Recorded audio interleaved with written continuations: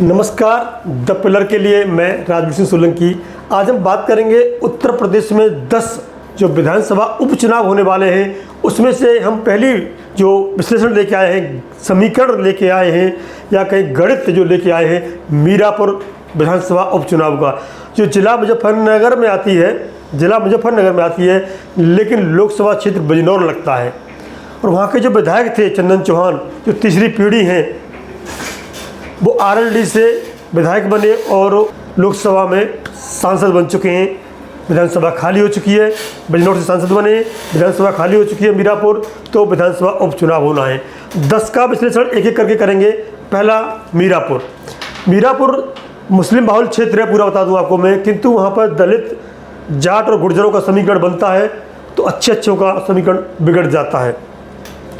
RLD पिछली बार जो चुनाव लड़ी थी, चंदन चौहान विधायक बने थे। समाजवादी पार्टी आरएलडी का गठबंधन था, आपको अच्छी तरह पता होगी ये वाला गठबंधन, किंतु ये टूट चुका। उसके बाद जब लोकसभा चुनाव आए तो आरएलडी और बीजेपी का गठबंधन बना, उसमें कभी यहाँ के साथ थे। ये बता दूं, चंदन चौहान कभी सपा में थे।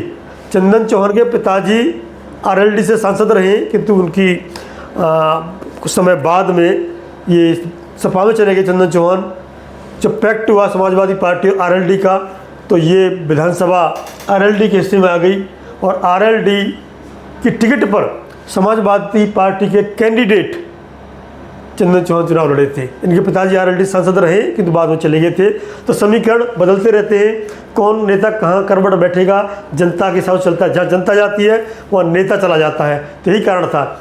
चंदन चौहान के पिताजी चंदन चौहान हैं, इनके पिताजी आरएलडी से सांसद रहे बिजनौर से, और ये बाद में समाजवादी पार्टी शामिल हो गए। समाजवादी पार्टी और आरएलडी गठबंधन हुआ तो सीट मीरापुर की आरएलडी खाते में गई, चंदन चौहान को टिकट मिला और ये विधायक बने। बाद में सत्ता समीकरण बदले, जैसा कि बताया आपने, हम पिछली अभी बताया था कि आरएलडी और बीजेपी गठबंधन हुआ और लोकसभा 2024 में सांसद बिजनौर हैं आज की डेट में ये। तो ये मीरापुर विधानसभा का थोड़ा सा इतिहास बता दें छोटा मोटा हम आपको, उसके पहले बाकी चीज़ें बताते रहेंगे। ये 2012 में इसका परिसीमन के बाद, जो परिसीमन होता है, ये सीट बनी थी और इसका नाम पहले मोरना था। मोरना नाम से जानी जाती थी ये 2012 में। बाद में इसका नाम मीरापुर हुआ।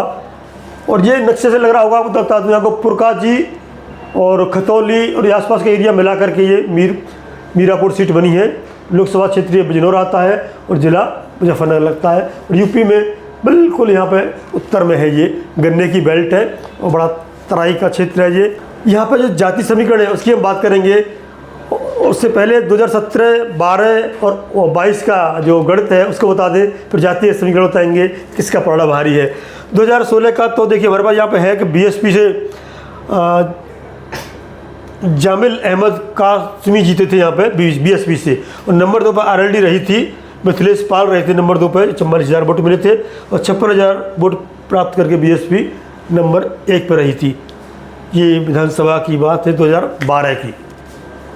12 और 5 17 2017 चुनाव होता है, बीजेपी की लहर होती है और वहाँ से अवतार सिंह भड़ाना टिकट ले लेते हैं। लेकिन बीजेपी की लहर होने के बावजूद भी 2017 में, 14 में बड़ी ज़ोर शोर से बीजेपी आई थी लोकसभा में, 17 में चुनाव हुआ तो समाजवादी पार्टी की सरकार थी यूपी में, लेकिन बीजेपी की लहर में समाजवादी पार्टी हार गई थी और बीजेपी अच्छे खासे मार्जिन से यूपी में सरकार बनाई थी। उस लहर में भी मात्र 193 वोटों से अवतार सिंह भड़ाना जीत पाए थे। उस समय समाजवादी पार्टी और कांग्रेस का गठबंधन था।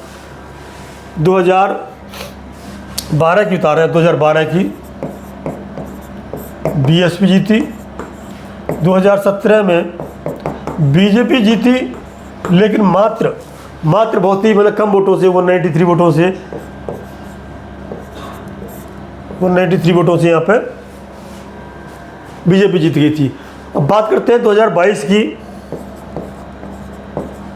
यहाँ आरएलडी चौथे नंबर पर रही थी, 4th नंबर पर रही थी।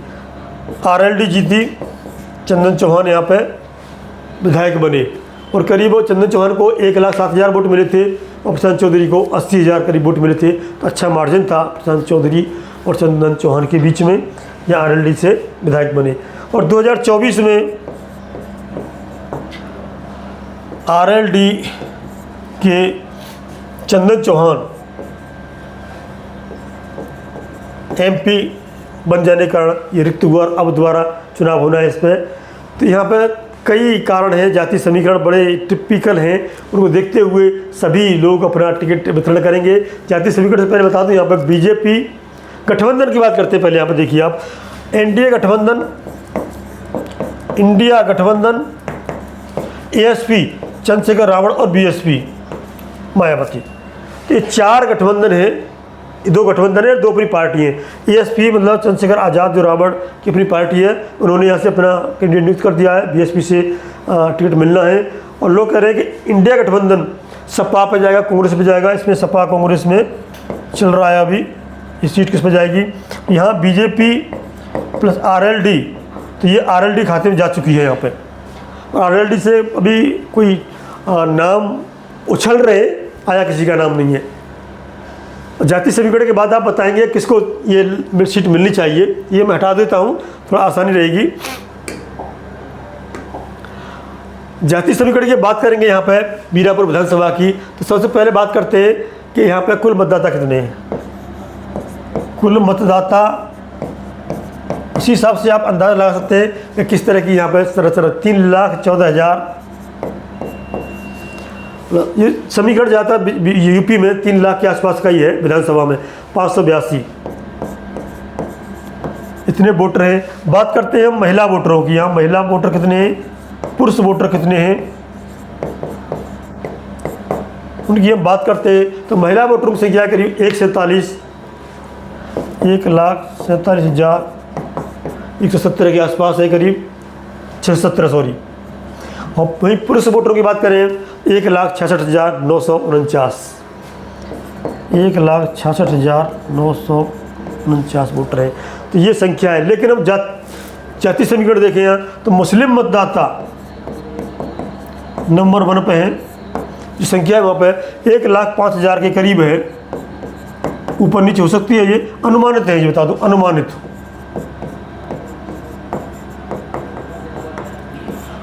आकलन है ये। 1,05,000 काफ़ी संख्या है। नंबर 2 पे यहाँ पर आते हैं दलित आते हैं। दलितों में अलग अलग वो है वोट डालने का, जो उनका रिवाज अलग अलग हो गया है। जाटव समाज बसपा को देता था, किंतु अब चंद्रशेखर रावण को भी जाने लगा है, कई जगह बट गया है। करीब 50,000 वोट हैं, दलित 50,000 हैं, किंतु सीट सुरक्षित नहीं है। तो इसलिए मुझे लगता नहीं है कि यहाँ पर ज़्यादातर मुस्लिम और जाट गुजर को ही संभावना है मिलने की टिकट। जाटों की हम बात करें 35,000 करीब जाट वोटर हैं। और गुर्जर की बात करें हम, गुर्जर करीब 18,000 हैं। तो ये आंकड़ा करीब करीब इतनी आएगा,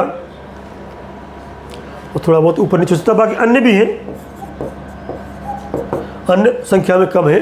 तो ये करीब 3,14,000 वोटर हैं। पिछली बार जो टक्कर थी 2 गुर्जरों में थी, बढ़ाना में और चौहान में, दोनों गुर्जर समाज से आते हैं। आरएलडी का अपना जो वोट है वो सपा के साथ थे, तो मुस्लिम वोट, जाट वोट, और यहाँ पे चंद्रशेखर रावण साथ थे, सहयोग था इनका। तो दलित वोट मिला करके चंदन चौहान की आसानी से जीत हो गई थी। और यही समीकरण बात करें लोकसभा में, क्योंकि चंदन चौहान गुर्जर समाज से आते हैं, और वो जो क्षेत्र है ये वाला बिजनौर वाला, तो यहाँ पर लोकसभा की जो पूरी जो गणित थी, तो आरएलडी बीजेपी ने जो मिल करके आसान जीत कर ली। जो यूपी में ओवरऑल बात करें तो समाजवादी पार्टी ने अच्छी खासी संख्या में सांसदों को जिताया है, अपना अयोध्या तक को जिता लिया। तो अब बात आती है किसको टिकट मिलती है। करीब बसपा से बता दूं मैं आपको, बीएसपी से, यहाँ से शायद नहीं दिख रहा होगा, मैं कलर दूसरा चेंज कर लेता हूँ मैं पेन का। बीएसपी और एएसपी से मुस्लिम कैंडिडेट उतरना करीब करीब फाइनल है। और लोग बीएसपी और एएसपी से, समाजवादी पार्टी और मायावती की पार्टी, बहन मायावती की पार्टी से मुस्लिम कैंडिडेट करीब करीब फाइनल है। अब बात आती है एनडीए और इंडिया गठबंधन। ये आरएलडी पर सीट जा चुकी है। यहाँ कांग्रेस और सपा में किस पे जाएगी पता नहीं है। तो आरएलडी किसको देती है? आरएलडी संभवतः इन तीनों में से किसी एक को देगी, मुस्लिम, दलित और गुर्जर, क्योंकि जाट तो उसके साथ है ही। जाट ज़्यादातर आरएलडी और बीजेपी के साथ मैक्सिमम संख्या है वो इंडिया एनडीए गठबंधन के साथ है। तो 35,000 ये वोट, बाकी दलित वोट बैंक कितना खींच सकते हैं कैंडिडेट के ऊपर निर्भर करेगा। या एक और गणित क्या किया है बता दूं आपको मैं, यहाँ पे मंत्रीगण है जो बीजेपी ने अपने दो मंत्री लगा दिए हैं। आरएलडी के मंत्री हैं, समाजवादी पार्टियां पीछे रह जाती है। अनिल कुमार ये आरएलडी के मंत्री हैं, इनकी ड्यूटी लगाई है। और दूसरे बीजेपी के मंत्री हैं, सोमिंदर तोमर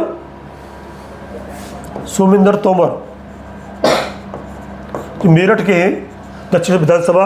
और ये सुरक्षित सीट है पुरकाजी, वहाँ से हैं, पुरकाजी से एमएलए है। ये भी समाजवादी पार्टी से आरएलडी में आए हैं। मेरठ दक्षिण से हैं, मेरठ दक्षिण। तो ये दो मिनिस्टर की ड्यूटी लगाई है मीरापुर जो विधानसभा उपचुनाव है जिताने की। ये बीजेपी ने अपनी तरफ से नियुक्ति दी है, या कहीं के योगी आदित्यनाथ ने सभी 10 उपचुनाव की जो विधानसभाएं हैं वहाँ पर 2 से 3 मिनिस्टरों की ड्यूटी लगाई है। और कुछ प्रभारी अलग से नियुक्त किए गए हैं। वो नहीं चाहते, अभी जो पता होगी 13 जो विधानसभा उपचुनाव हुए हैं पूरे देश भर में, उसमें से मात्र 2 सीटें बीजेपी को मिली हैं। तो यहाँ पर बीजेपी काफ़ी पिछड़ गई थी। अभी जो उपचुनाव हुआ है इसमें खासतौर पर हिमाचल और उत्तराखंड की दोनों सीटें, चाहे वो बद्रीनाथ हो या मैंगलोर हो, कांग्रेस जीती है। और हिमाचल में भी कांग्रेस जीती है, एक बीजेपी जीती है 3 में से। तो इस तरह से बीजेपी की थोड़ी किरकिरी हुई है। तो वो नहीं चाहते, कोई भी कोर कसर नहीं चाहते। जो लखनऊ में आजकल हलचल चल रही है मुख्यमंत्री बदलने की न बदलने की, उप मुख्यमंत्री कभी यहाँ दिल्ली में डेरा डाल लेते हैं, कभी उप मुख्यमंत्री की बैठक में नहीं जाते। ये काफ़ी जो हलचल चल रही है उसके पीछे ये भी एक उपचुनाव में इसको बड़ी गौर से देखा जा रहा है। तो आरएलडी किसी भी कीमत पर, बाकी भी बात करेंगे हम, चाहे वो गाजियाबाद हो या अलीगढ़ की खैर हो, इन सब सीटों में बात करेंगे अगले विधानसभा चुनाव उपचुनावों में अगली वीडियो में। ये तो मीरापुर का जो समीकरण है वो कहीं ना कहीं इन चारों मुस्लिम, दलित, जाट, गुर्जर की राजनीति पर मेन निर्भर करता है किसको टिकट मिलेगा, कौन दमदार है। तो पिछली बार 2 गुर्जरों की लड़ाई में आरएलडी जीत गई थी, आराम से जीत गई थी। कि इस बार समस्या ये आएगी कि कांग्रेस को मिलता है, सपा को मिलती है सीट, उस पर निर्भर करेगी भाई कौन वहाँ से टिकट लाता है, उसकी कैसी लोकल में, क्योंकि मुद्दे हैं वहाँ पर। कोई बड़ा शहर नहीं है, देखिए आसपास यहाँ पर कोई बड़ा शहर नहीं है, कस्बे टाइप के है, ग्रामीण एरिया है पूरा, कृषि पर निर्भर करता है। तो समस्याएं जो ग्रामीण क्षेत्र की होती है वो सारी हैं, कोई बड़े शहर वाली कोई समस्या नहीं है। तो जो मुद्दे हैं वो स्थानीय मुद्दे हैं। अब कोई पेपर लीक वाला मुद्दा या संविधान बदलने वाला मुद्दा या वो कंगन वाला मुद्दा नहीं चलने वाला है, मुद्दे स्थानीय रहने वाले हैं उपचुनाव में। तो स्थानीय मुद्दों जितनी मेहनत कर लेगा, और पिछली बार देखा होगा आपने खतौली उपचुनाव में जयंत चौधरी घर घर जो पर्चे बांटे थे गए थे, इस तरह से कोई मेहनत करेगा, कोई भी हो, चाहे वो आरएलडी हो, चाहे सपा कांग्रेस, जिसको मिलेगा या अलग हो या मंत्रीगण हो, घर घर जा कर के वोटरों को समझा पाएंगे, लुभा पाएंगे, अपनी ओर ले पाएंगे, तभी जीत सुनिश्चित हो पाएगी। अभी लोकसभा चुनाव में भी चंदन चौहान का जब इस क्षेत्र से वोटर खुलते हैं तो अच्छा खासा वोट मिला है उनको। तो पकड़ चंदन चौहान की है अभी, ये कह सकते हैं आप, या कहीं आरएलडी और बीजेपी की पकड़ है मीरापुर विधानसभा में। तो ये लगता है कि कठिन नहीं है डगर मीरापुर की, लेकिन बहुत आसान भी नहीं है। तो ये था छोटा सा विश्लेषण मीरापुर विधानसभा, जिला मुजफ्फरनगर, लोकसभा क्षेत्र बिजनौर। तो मोटा तौर पर हम बात करते हैं तो वहाँ के कुल मतदाता कितने हैं और किसकी संख्या समाज की ज़्यादा है, और 2012 हो, 17 हो या 22 हो, क्या विधानसभा में नतीजे रहे हैं, उपचुनाव में क्या रहने की संभावना है, इस सभी पे हमने पूरा समीकरण, पूरा गणित आपके सामने रखा। तो वीडियो को निवेदन करते हैं कि ज़्यादा से ज़्यादा लाइक एवं शेयर करें और चैनल को सब्सक्राइब अवश्य करें और देखते रहें द पिलर। जय हिंद, जय भारत।